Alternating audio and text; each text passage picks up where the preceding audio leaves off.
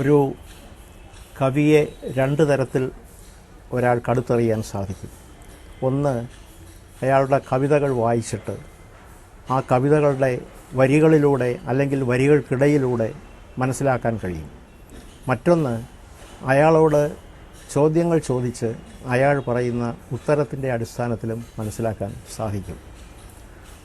ഇത് രണ്ടും പൂർണ്ണമായും പര്യാപ്തമല്ലെന്നാണ് എനിക്ക് പറയാനുള്ളത്. ഇപ്പം ഞാനൊരു പ്രേമ കവിത എഴുതി.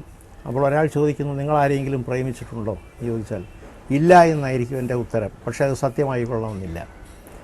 നേരെ മറിച്ച് ആ പ്രേമ കവിത പറയുന്നു, പ്രേമം എന്ന വികാരം അത്യഗാധമായി ഇയാൾ അനുഭവിച്ചിട്ടുണ്ട്, ആഴത്തിൽ അനുഭവിച്ചിട്ടുള്ള ഒരാളാണെന്ന കവിത പറയുകയാണെങ്കിൽ ആ കവിതയെ അവിശ്വസിക്കേണ്ടതില്ല. പക്ഷേ അത് അയാളുടെ സ്വന്തം ജീവിതാനുഭവമാവണമെന്നില്ല.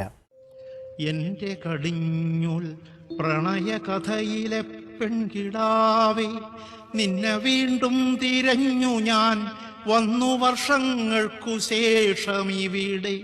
നീ എന്നെ തിരിച്ചറിഞ്ഞില്ല, ഞാൻ നിന്നെയും. നിന്നെ കറുത്ത പെണ്ണായി കാർകുഴലിയായി കണ്ടു പ്രേമിച്ച ഞാൻ അന്നേ മരിച്ചുവോ? ഇല്ലില്ല എന്നൻ മനസ്സിനെ മന്ദമായി നുള്ളി നോവിക്കുന്നിതഞ്ചിന്ദ്രിയങ്ങളും. നിൻ തപ്ത നിശ്വാസധാരയാം വേനലും.